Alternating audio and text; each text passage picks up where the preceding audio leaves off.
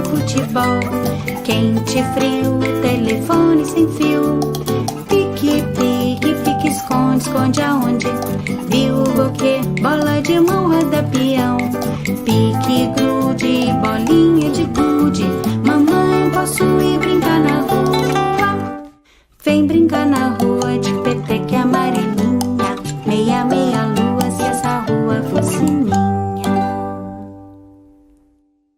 Para os defensores dos direitos da infância e adolescência, a década de 80 representou importantes e decisivas conquistas. Enquanto o Brasil se organizava para reestruturar a nova Constituição, os movimentos de defesa dos direitos de crianças e adolescentes se articulavam e pressionavam o poder público para afirmar uma legislação que garantisse os direitos de toda essa galerinha. Nascia assim o ECA. Vamos saber mais detalhes? Tem história nas áreas.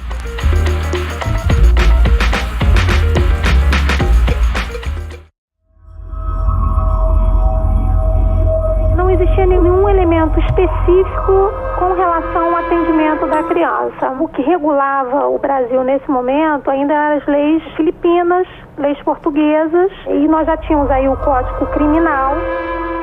Vai ter o fim da escravidão e também com isso uma quantidade significativa de crianças que começam a habitar centros urbanos. Uma urbanização que crescia junto com a população também em aumento. Houve também um aumento da violência urbana. Nesse período, a pobreza também aumenta. Havia até então uma proteção da criança abandonada através de uma instituição que veio de Portugal para o Brasil, colonial, que é a Roda dos Expostos. Eram cilindros com dois buracos que giravam no próprio eixo, onde as mães, geralmente as mães solteiras, colocavam a criança em determinado ponto para que ela fosse pega no outro ponto sem se identificar.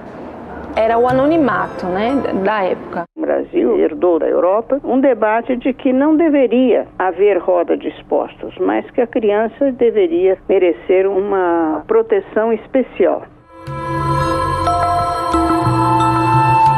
O Código Criminal da República estabelece como critério de responsabilização o que vai se chamar de teoria do discernimento. Seria feita uma avaliação psicológica da criança dos 9 aos 14 anos para verificar se ele teria discernimento, e a responsabilização e a medida adotada seria proporcional a esse discernimento. Se era plenamente compreensível a ação da criança, então receberia uma sanção penal como se adulto fosse, com alguma atenuante só, Então era imputável penalmente desde que fosse identificada essa consciência, digamos assim. O Bernardino era um garoto, um engraxate. Ele foi preso porque ele engraxou o sapato de um homem e ao término ele saiu sem pagar. Então, qual foi a reação dele? Ele jogou tinta e sujou as calças e ele chama a polícia. Quando ele chama a polícia, o Bernardino tenta explicar, mas não consegue. Ele é preso junto com 20 presos adultos e lá ele é violentado. Ele é retirado da cela e jogado na rua. É quando ele foi levado para o hospital e lá ele narra essa história para o jornalista. Esse caso ele foi muito emblemático porque ele vai mobilizar uma série de discussões no sentido de mostrar a necessidade de espaços específicos para essas crianças, que era impensável você ter uma criança que fosse retirada da rua e levada para uma prisão comum. Casos como o dele permitiram demonstrar a situação que vivia essa infância, em particular quando essas crianças eram levadas para as prisões.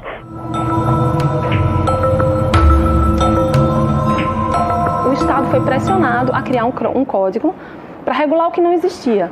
Então esse código, o interessante dele é isso, ele vem regular tudo. Ele traz direito civil, ele traz direito de proteção assemelhado ao penal, assemelhado ao que existe hoje, mas não é propriamente penal.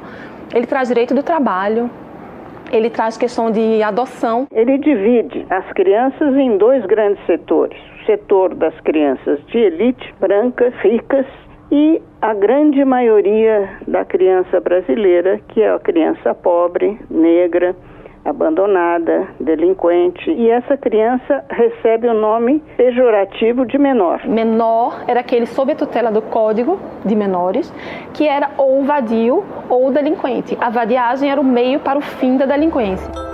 Com menos de 14 anos, os menores começaram a ser considerados inimputáveis, né?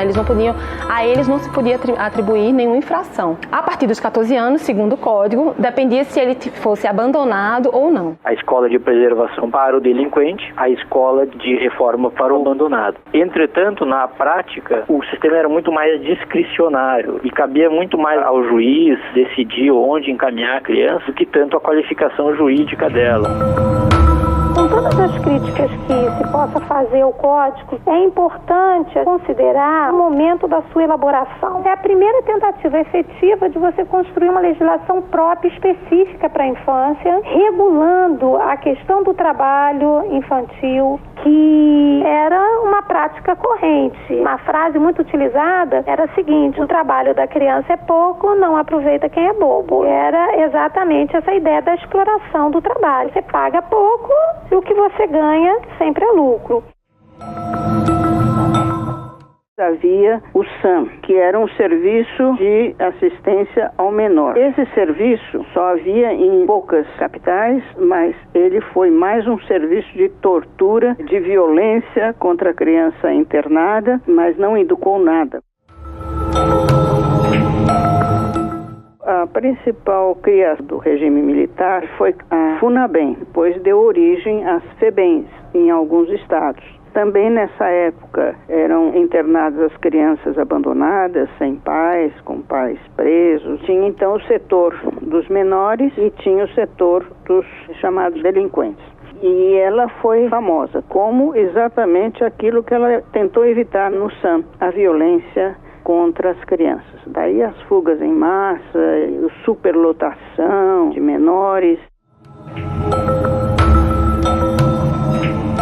Houve uma reviravolta em 1990 com a criação do ECA e foi considerado uma revolução, um código aperfeiçoadíssimo do direito nacional brasileiro, mas na verdade o Estatuto da Criança e do Adolescente é quase uma cópia da Convenção Internacional dos Direitos da Criança e da Declaração Universal dos Direitos da Criança de 1979. Então o ECA é um reflexo direto das leis internacionais em defesa da criança e do adolescente. O ECA, ele tem a doutrina da proteção integral, então a criança tem o direito de ser protegida por todos, qualquer criança. Não importa a classe que ela tenha, não importa se ela já praticou algum ato infracional, ela ainda assim está sob a tutela do ECA para ser protegida. Depois que foi instituída a maioridade penal em 18 anos, em 1927, nesse Código de Menores, e a primeira vez existe uma proposta de abaixar. A proposta de emenda constitucional 171 na Câmara busca reduzir mesmo a maioridade penal para 16 anos. A proposta do Senado já parte de uma intenção de alongar o tempo de internação. Então, em determinados crimes, esses menores, sob uma avaliação do juiz, eles podem ter um tempo de internação alongado. Atualmente, o tempo de internação é até 3 anos. Pela proposta do Senado, vai até 8. É uma proposta baseada ainda na ressocialização do menor, ainda na crença de que o menor, sob a tutela do Estado, ele pode voltar à sociedade sem um antecedente criminal e sem ter dividido uma cela com criminosos, na verdade, adultos, né?